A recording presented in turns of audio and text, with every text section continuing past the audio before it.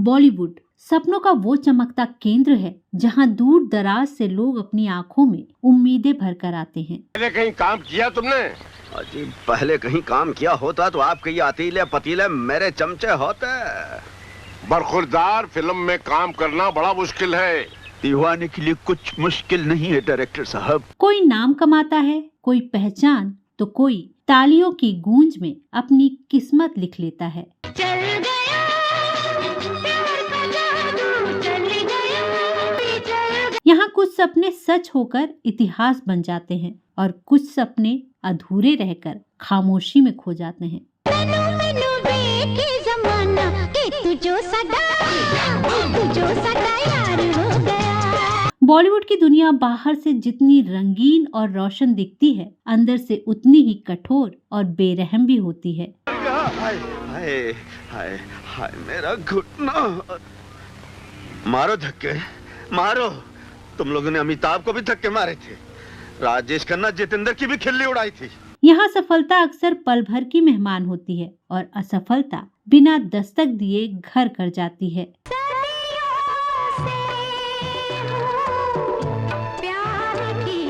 तभी तो कुछ कलाकार एक ही किरदार से इतिहास बना लेते हैं, लेकिन उसी किरदार के बाद वे खुद इतिहास के पन्नों में गुम हो जाते हैं। आपके प्यार में हम संवरने लगे देख के। कुछ कलाकार डर के साए में इंडस्ट्री छोड़ देते हैं, कुछ निजी दर्द और मानसिक दबाव से टूटकर खुद को दुनिया से छुपा लेते हैं। प्लीज प्लीज चुप हो जाइए आप। आपको पता नहीं है मेरे साथ क्या हुआ है। क्या हुआ है?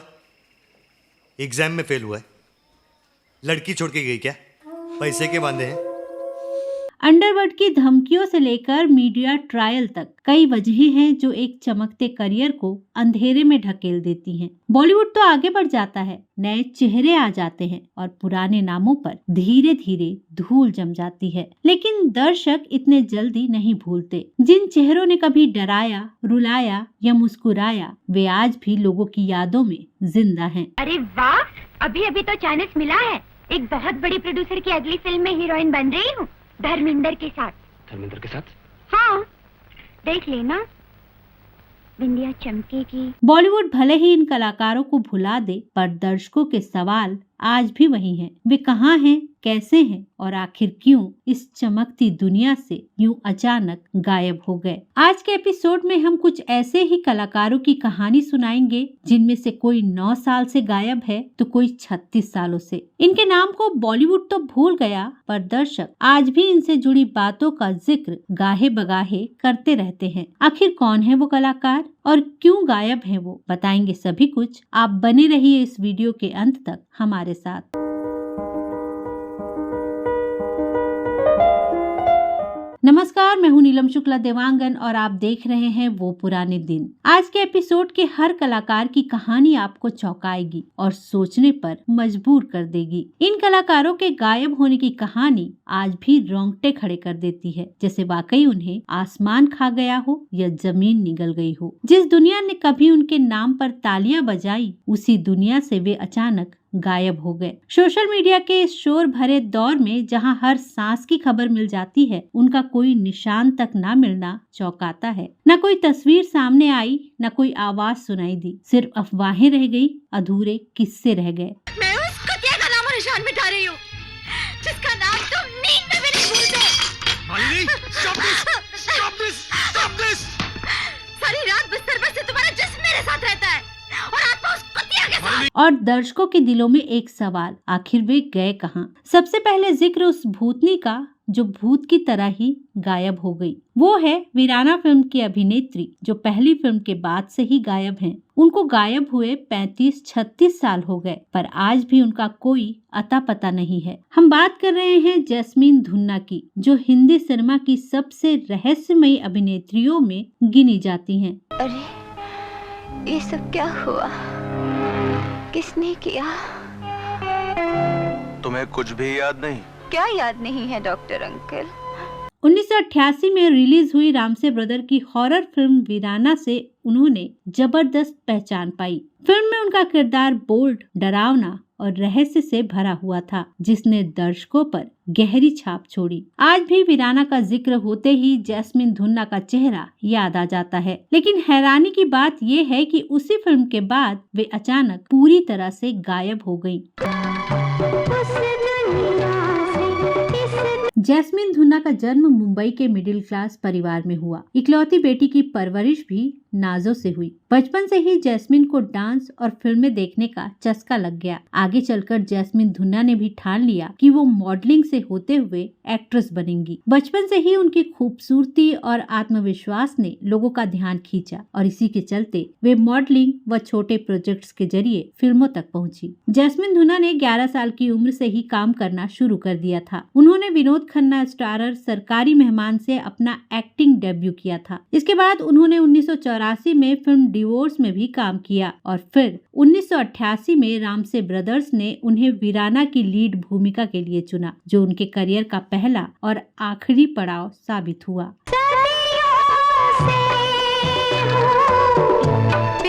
वीराना की सफलता के बाद जहां आमतौर पर एक्ट्रेस के लिए नए ऑफर्स की लाइन लग जाती है, वहीं जैस्मिन के साथ उल्टा हुआ। उनके अचानक इंडस्ट्री से गायब होने को लेकर कई कहानियां सामने आई। सबसे चर्चित दावा ये रहा कि अंडरवर्ल्ड डॉन दाऊद इब्राहिम उनकी खूबसूरती से प्रभावित हो गया था और उसके लोगों ने जैस्मिन को बार बार फोन कर परेशान किया। इन कथित धमकियों से डरकर उन्होंने घर से निकलना बंद कर दिया और बाद में देश ही छोड़ दिया। हालांकि इस दावे की कभी आधिकारिक पुष्टि नहीं हुई, लेकिन ये कहानी सालों तक चर्चा में रही। लंबे समय तक जैस्मिन धुन्ना के बारे में कोई जानकारी नहीं मिली। लगभग 3 दशकों तक न वे किसी फिल्म में दिखी न किसी इंटरव्यू में। 2017 में रामसे ब्रदर्स के श्याम रामसे ने दावा किया कि जैस्मिन मुंबई में ही है और उन्होंने जानबूझकर खुद को लाइमलाइट से दूर रखा है। उनके मुताबिक जैस्मिन ने एक सामान्य और शांत जीवन को चुना। वहीं वीराना के अभिनेता हेमंत बिरजे ने कहा कि जैस्मिन ने अमेरिका में शादी कर ली और अब वो वहीं रहती हैं। जैस्मिन है, अच्छी है। कुछ सालों पहले मैंने ऐसे ही फोन किया तो बोली हाय वेयर आर यू, ये वो। I was also busy. वो अमेरिका इधर उधर रहती है ज्यादा। इसी बीच जैस्मिन का एक कथित वीडियो सोशल मीडिया पर सामने आया जिसमें वो काफी बुजुर्ग नजर आ रही हैं। हालांकि ये कहना गलत नहीं होगा कि बुजुर्गी में भी उनकी खूबसूरती बरकरार है। वीडियो में जैस्मिन किसी एयरपोर्ट पर दिख रही हैं। उन्होंने ब्लू कलर की डेनिम जीन्स पहनी हुई है और व्हाइट कलर की फ्लावर प्रिंट शर्ट पहनी है। शॉर्ट हेयर और वेस्टर्न लुक में एक्ट्रेस काफी स्मार्ट और कूल दिख रही हैं। इंस्टाग्राम पर ये वीडियो काफी वायरल हुआ, पर बाद में ये पता चला कि ये वीडियो AI जनरेटेड है। आज 36 साल बीत जाने के बाद भी जैस्मिन धुन्ना को लेकर कोई ठोस सच्चाई सामने नहीं आई है। वे न तो सोशल मीडिया पर हैं, न ही कभी खुद सामने आकर अपनी कहानी बताई। एक फिल्म से अमर हो जाने वाली ये अभिनेत्री आज भी हिंदी सिनेमा का एक अनसुलझा रहस्य बनी हुई है, जिसे दर्शक आज भी जानना चाहते हैं। जैस्मिन की तरह ही एक और भूतनी है और वो भी अपनी पहली ही फिल्म के बाद से गायब हैं। हम बात कर रहे हैं मालिनी शर्मा की। आपके प्यार में हम संवरने लगे देख के। बॉलीवुड के इतिहास में कुछ कलाकार ऐसे रहे हैं जिन्होंने बहुत कम काम किया, लेकिन अपनी एक ही भूमिका से दर्शकों के मन में स्थायी जगह बना ली। मालिनी शर्मा भी उन्हीं नामों में से एक हैं। आप में से बहुत से लोग मालिनी को उनके नाम से भले न जानते हो, पर राज फिल्म की भूतनी के तौर पर तो आप सभी उनको पहचान ही जाएंगे। मात्र एक ही फिल्म की है मालिनी ने। मालिनी हिंदी सिनेमा की रहस्यमय शख्सियतों में से गिनी जाती हैं, जिनका जीवन और करियर उनसे कहीं ज्यादा सवालों से घिरा रहा। मेरे इतने करीब मत आओ, मैं तुम्हें बर्बाद कर दूंगी। मालिनी शर्मा का जन्म 5 जनवरी 1974 को दिल्ली में हुआ था। उनका परिवार मध्यम वर्गीय था और कला व रचनात्मकता से उनका सीधा जुड़ाव नहीं था, लेकिन बचपन से ही मालिनी में अभिनय और मंच के प्रति गहरा आकर्षण था। परिवार ने पढ़ाई को प्राथमिकता दी, इसीलिए मालिनी ने अपनी शुरुआती शिक्षा दिल्ली के प्रतिष्ठित स्कूलों में पूरी की और बाद में उच्च शिक्षा के लिए कॉलेज में दाखिला लिया। पढ़ाई के दौरान ही उन्होंने थिएटर और मॉडलिंग की ओर कदम बढ़ाया, जिसने आगे चलकर उनके फिल्मी सफर की नींव रखी। शुरुआत में उन्होंने कई लोकप्रिय म्यूजिक वीडियो जैसे सावन में लग गई आग, क्या सूरत है में काम किया। सावन में लग गई आग, दिल मेरा। मॉडलिंग के दिनों में मालिनी का व्यक्तित्व और उनकी आंखों की गहराई लोगों का ध्यान खींचने लगी। यही वजह थी कि फिल्मी दुनिया से उन्हें ऑफर मिलने में ज्यादा समय नहीं लगा। इसी बीच उन्होंने प्रियांशु चटर्जी से शादी की, पर ये रिश्ता ज्यादा दिनों तक नहीं चला और 2001 में उनका डिवोर्स हो गया। साल 2002 उनके जीवन में नया मोड़ लेकर आया। फिल्म राज ने उन्हें रातों रात एक अलग पहचान दिला दी। बिपाशा बसु और डीनो मोरियो अभिनीत इस सुपरहिट हॉरर फिल्म में मालिनी शर्मा ने भूतनी का किरदार निभाया था। स्क्रीन पर उनकी मौजूदगी सीमित थी, संवाद भी बेहद कम थे, लेकिन उनकी आंखों की डरावनी अभिव्यक्ति, चेहरे की मासूमियत और रहस्यमय आभा ने दर्शकों के दिलों पर गहरी छाप छोड़ दी। आदित्य, तुमने अपनी बीवी को मेरे बारे में क्यों नहीं बताया? क्यों नहीं बताया इस वक्त तुम मेरे साथ हो? तुम मुझसे डर रहे थे ना? राज की भूतनी आज भी हिंदी सिनेमा की सबसे यादगार हॉरर छवियों में गिनी जाती है। राज जैसी बड़ी सफलता के बाद आमतौर पर ये उम्मीद की जाती है कि किसी अभिनेत्री का करियर ऊंची उड़ान भरेगा, लेकिन मालिनी शर्मा के साथ ऐसा नहीं हुआ। उन्होंने इसके बाद किसी बड़े फिल्म प्रोजेक्ट में काम नहीं किया। कुछ रिपोर्ट्स के मुताबिक उन्हें फिल्मों के ऑफर जरूर मिले, लेकिन वे जिस तरह के किरदार मिल रहे थे उनसे संतुष्ट नहीं थी। कहा जाता है कि वो खुद को सिर्फ डरावने या सीमित दायरे वाले रोल्स में बंधा हुआ नहीं देखना चाहती थी। इसी बीच निजी जीवन और मानसिक दबाव ने भी उनके फैसलों को प्रभावित किया और मालिनी फिल्मी दुनिया से गायब हो गई। मालिनी शर्मा के अचानक फिल्मी दुनिया से गायब होने को लेकर कई तरह की बातें सामने आई। कुछ लोगों का मानना है कि इंडस्ट्री की चकाचौंध, प्रतिस्पर्धा और लगातार मिलने वाले एक जैसे किरदारों से वो ऊब गई थी। कुछ रिपोर्ट्स में ये भी कहा गया कि वो आध्यात्मिकता और निजी शांति की तलाश में ग्लैमर की दुनिया से दूर हो गई हैं। उन्होंने जानबूझकर मीडिया और लाइमलाइट से दूरी बना ली। सबसे बड़ा सवाल यही है कि मालिनी शर्मा अब कहाँ है और क्या कर रही हैं? इस सवाल का आज तक कोई पुख्ता जवाब नहीं है। न तो वो सोशल मीडिया पर सक्रिय हैं, न किसी सार्वजनिक मंच पर दिखाई देती हैं। बॉलीवुड के कई वन फिल्म वंडर कलाकार समय समय पर नजर आ जाते हैं, लेकिन मालिनी पूरी तरह से गायब हैं। यही वजह है कि उनके बारे में रहस्य और भी गहरा होता चला गया। 31 दिसंबर 2015 से गायब होने वाले विशाल ठक्कर की कहानी मालिनी शर्मा से अलग है। प्लीज प्लीज चुप हो जाइए आप। आपको पता नहीं है मेरे साथ क्या हुआ है। क्या हुआ है? एग्जाम में फेल हुआ है? लड़की छोड़ के गई क्या? पैसे के बांधे हैं? उनके माता पिता के अनुसार वो 500 रुपए लेकर फिल्म देखने गए और कभी लौटे नहीं। तेरे नाम, मुन्ना भाई MBBS, चांदनी बार जैसी फिल्मों में नजर आ चुके अभिनेता का छोटा सा फिल्मी करियर काफी चमकदार रहा। एक्टर विशाल ठक्कर उन कलाकारों में गिने जाते हैं जिन्हें दर्शकों ने बहुत कम उम्र में पहचान दी, लेकिन जिनका करियर और निजी जीवन बाद में विवादों और रहस्यों से घिर गया। विशाल ठक्कर का जन्म मुंबई में हुआ था। उनका परिवार फिल्म इंडस्ट्री से सीधे तौर पर जुड़ा हुआ नहीं था, लेकिन बचपन से ही उनमें अभिनय की रुचि दिखाई देने लगी थी। माता पिता ने उनकी रुचि को समझा और पढ़ाई के साथ साथ उन्हें ऑडिशन और अभिनय के मौके दिलाने में सहयोग किया। विशाल ने मुंबई के एक स्कूल से अपनी शुरुआती शिक्षा पूरी की और पढ़ाई के साथ चाइल्ड आर्टिस्ट के रूप में काम करना शुरू कर दिया। बहुत कम उम्र में विशाल ठक्कर को फिल्मों में काम मिलने लगा। साल 2003 में आई सलमान खान की सुपरहिट फिल्म तेरे नाम में उन्होंने सलमान के किरदार राधे का बचपन का रोल निभाया था। इस फिल्म में उनकी मासूमियत और भावनात्मक अभिनय को दर्शकों ने खूब पसंद किया। इसी बीच वो कुछ सीरियल्स जैसे तारक मेहता का उल्टा चश्मा, गीत हुई सबसे पराई में भी नजर आए। फिल्म टैंगो चार्ली में भी उनका छोटा सा रोल था।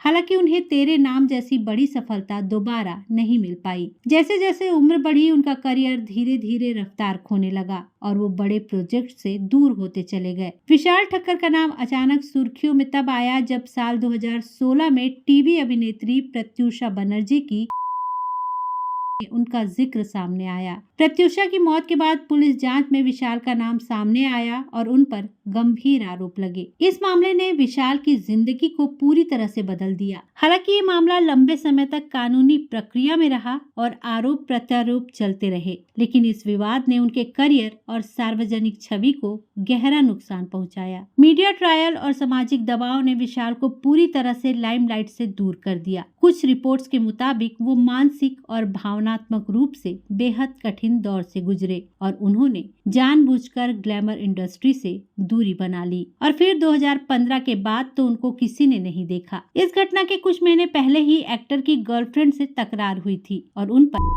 का आरोप भी लगा था। हालांकि 3 महीने बाद ही उनकी गर्लफ्रेंड ने ये आरोप वापस ले लिए थे, लेकिन फिर भी वो उन दिनों काफी परेशान थे। 31 दिसंबर की रात वो अपने दोस्तों और गर्लफ्रेंड के साथ हॉलीवुड फिल्म स्टार्स वार देखने गए थे और इससे जुड़ा एक पोस्ट भी सोशल मीडिया पर शेयर किया था, पर इसके बाद वो कभी घर नहीं लौटे। उनकी मां ने बताया कि उस रात विशाल ने पिता को मैसेज भी किया था कि वो पार्टी में जा रहे हैं और कल आएंगे, लेकिन अगली सुबह से उनका कोई अता पता नहीं चला। उनके पास केवल 500 रुपए थे। पुलिस का कहना है कि विशाल ठक्कर को आखिरी बार उनकी गर्लफ्रेंड ने 1 जनवरी की सुबह 11:45 को खोड़बंदर रोड पर देखा था, जब वे शूटिंग के लिए अंधेरी जाने के लिए ऑटो रिक्शा में बैठे थे। इसके बाद से उनका फोन बंद हो गया। न कोई फिरौती का फोन आया, न अस्पताल से। हैरानी की बात ये थी कि उनके बैंक अकाउंट में भी कोई एक्टिविटी नहीं दिखी। कुछ लोगों ने अनुमान लगाया कि उनकी हत्या कर दी गई है, कुछ ने आत्महत्या की आशंका भी जताई, कुछ ने कहा कि शायद वो गुम हो गए हैं। हालांकि 10 साल बाद भी अब तक ये पता नहीं चल पाया है कि वो कहाँ हैं, लेकिन परिवार अब भी उनका इंतजार कर रहा है। अब सवाल ये उठता है कि विशाल ठक्कर आज कहाँ हैं और क्या कर रहे हैं। इसके बारे में कोई पुख्ता और आधिकारिक जानकारी अब तक सामने नहीं आई है। कुछ ऐसी ही कहानी है फिल्म हम किसी से कम नहीं है की अभिनेत्री की। फिल्म हम किसी से कम नहीं है में ऋषि कपूर के साथ नजर आई काजल किरण को भला कौन भूल सकता है। क्या हुआ तेरा वादा। काजल किरण हिंदी सिनेमा की उन अभिनेत्रियों में से हैं जिनकी खूबसूरती, मासूमियत और स्क्रीन प्रेजेंस ने दर्शकों के दिल में खास जगह बनाई, लेकिन उनका जीवन भी अचानक रहस्यमय खामोशी में खो गया। उनका जन्म 18 अक्टूबर 1958 को मुंबई में हुआ था। बहुत कम लोग जानते हैं कि काजल किरण का असली नाम सुनीता कुलकर्णी था। परिवार का फिल्मी दुनिया से कोई सीधा संबंध नहीं था। माता पिता पढ़ाई और पारंपरिक जीवन को प्राथमिकता देने वाले लोग थे। सुनीता पढ़ाई में अच्छी थी और सामान्य मध्यम वर्गीय माहौल में पली बढ़ी, लेकिन किशोरावस्था में उनकी खूबसूरती और व्यक्तित्व लोगों का ध्यान खींचने लगा। कॉलेज के दिनों में सुनीता को मॉडलिंग के कुछ ऑफर मिले। यहीं से उनकी जिंदगी की दिशा बदलने लगी। कहा जाता है कि एक विज्ञापन शूट के दौरान फिल्मी दुनिया से जुड़े लोगों की नजर उन पर पड़ी और उन्हें फिल्मों के लिए ऑडिशन का मौका मिला। फिल्मों में आने के बाद उनका नाम बदलकर काजल किरण रखा गया, जो उस दौर के हिसाब से ज्यादा ग्लैमरस और याद रखने वाला नाम माना गया। धीरे धीरे उन्होंने हिंदी सिनेमा में कदम रखा और 1980 के दशक में उनकी पहचान बननी शुरू हुई। काजल किरण को असली पहचान 1981 में आई फिल्म हम किसी से कम नहीं है से ही मिली, जिसमें वे ऋषि कपूर के साथ नजर आई थी। क्या लेंगे आप? कुछ नहीं, आप चाय पी लीजिए, फिर मैं घर चली जाऊंगी। अरे कमाल कर रही हैं आप, फिर क्लब में मेरा डांस कौन देखेगा? हाँ? ये फिल्म संगीत और रोमांस के कारण सुपर हिट रही और काजल किरण की मासूम मुस्कान, बड़ी आंखें और सादगी भरा अभिनय दर्शकों को बेहद पसंद आया। इस फिल्म के बाद उन्हें एक उभरती हुई अभिनेत्री के रूप में देखा जाने लगा। उन्होंने वारदात, राजपूत, सबसे बड़ा खिलाड़ी जैसी फिल्मों में काम किया और 90 के दशक में आखिरी संघर्ष जैसी फिल्मों तक उनका करियर पहुंचा। आज हम आपके मकान में हैं, कितनी दीवारें दरमियान में हैं। उन्होंने अपने 13-14 साल के करियर में लगभग 40 हिंदी फिल्मों और कुछ दक्षिण भारतीय फिल्मों में काम किया। हालांकि वे कभी टॉप की अभिनेत्रियों की कतार में शामिल नहीं हो सकी, लेकिन उनकी एक अलग पहचान जरूर बनी। फिल्मी करियर के दौरान काजल किरण को अक्सर साइड रोल या सेकंड लीड के तौर पर कास्ट किया गया। दीदी को हमारे चक्कर के बारे में सब पता चल गया। अच्छा, क्या कहा दीदी ने? कहा आनंद बहुत अच्छा लड़का है और वो तुम्हारी माँ से मिलने आया। इंडस्ट्री में बढ़ती प्रतिस्पर्धा, नए चेहरों की एंट्री और बदलते ट्रेंड्स ने उनके करियर को धीरे धीरे पीछे ढकेल दिया। निजी जीवन को लेकर भी वे बेहद खामोश रहीं। न उनके अफेयर्स चर्चा में रहे, न ही उन्होंने कभी मीडिया को इंटरव्यू देकर अपनी जिंदगी पर खुलकर बात की। यही वजह है कि उनके अचानक गायब होने की कहानी और भी रहस्यमय बन जाती है। 1997 के बाद काजल किरण पूरी तरह से फिल्मों और सार्वजनिक जीवन से गायब हो गई। न कोई फिल्म, न कोई टीवी शो, न कोई इंटरव्यू। धीरे धीरे उनका नाम भी इंडस्ट्री की खबरों से मिटता चला गया। इस गुमनामी को लेकर कई तरह की अटकलें लगाई गई। कुछ लोगों का मानना है कि उन्होंने शादी कर ली और पारिवारिक जीवन को प्राथमिकता देते हुए फिल्मी दुनिया छोड़ दी। कुछ रिपोर्ट्स में कहा गया कि वे विदेश शिफ्ट हो गई हैं और महाजन नामक एक डच डॉक्टर से शादी की और अब एम्स्टर्डम में अपने परिवार के साथ रहती हैं। पर इन सभी सोच को विराम तब लगा जब काजल किरण की गुमशुदगी को लेकर सबसे चौंकाने वाला पल आया। साल 2016 में खुद ऋषि कपूर ने सोशल मीडिया पर सवाल किया कि काजल किरण अब कहाँ हैं और कैसी हैं। उन्होंने लिखा कि उन्होंने बहुत कोशिश की लेकिन काजल के बारे में कोई जानकारी नहीं मिल सकी। ये सवाल सिर्फ एक अभिनेता का नहीं बल्कि उस दौर की पूरी इंडस्ट्री और दर्शकों की जिज्ञासा को सामने लाने वाला था। इसके बावजूद आज तक न काजल किरण सामने आई और न ही उनकी ओर से कोई आधिकारिक जानकारी सामने आ सकी। पिछले करीब 28 सालों से काजल किरण के बारे में कोई ठोस खबर नहीं है, न कोई सार्वजनिक उपस्थिति, न सोशल मीडिया अकाउंट, न कोई पारिवारिक बयान। यही वजह है कि काजल किरण आज सिर्फ एक अभिनेत्री नहीं बल्कि हिंदी सिनेमा का एक अनसुलझा रहस्य बन चुकी हैं। काजल किरण की तरह ही अभिनेता राज किरण की भी कहानी है, बल्कि काजल से ज्यादा दर्दनाक। इससे जुड़ा वीडियो हमारे चैनल पर है जिसका लिंक डिस्क्रिप्शन बॉक्स में है। आप चाहें तो राज किरण के जीवन से जुड़े राज और उनके गायब होने के कारणों को डिटेल से जान सकते हैं। शायद यही बॉलीवुड की सबसे कड़वी सच्चाई है कि यहाँ चमक जितनी तेज होती है अंधेरा उतना ही गहरा होता है। जो चेहरे कभी पर्दे पर जिंदा थे वे आज यादों में सांस ले रहे हैं। इंडस्ट्री आगे बढ़ जाती है, नए सितारे जन्म लेते हैं, लेकिन कुछ नाम समय में थम जाते हैं क्योंकि बॉलीवुड भले ही भूल जाए, दर्शक आज भी उन्हें याद करते हैं और ढूंढते रहते हैं। तो आज का हमारा ये एपिसोड आपको कैसा लगा हमें जरूर बताइएगा। क्या इंडस्ट्री से गायब हुए कुछ और लोगों के बारे में आपको कोई जानकारी है? अगर है तो अपनी जानकारी हम तक पहुंचाएं। तो आज के लिए बस इतना ही। अब मुझे यानी अपनी दोस्त और होस्ट नीलम शुक्ला देवांगन को दीजिए इजाजत। नमस्कार।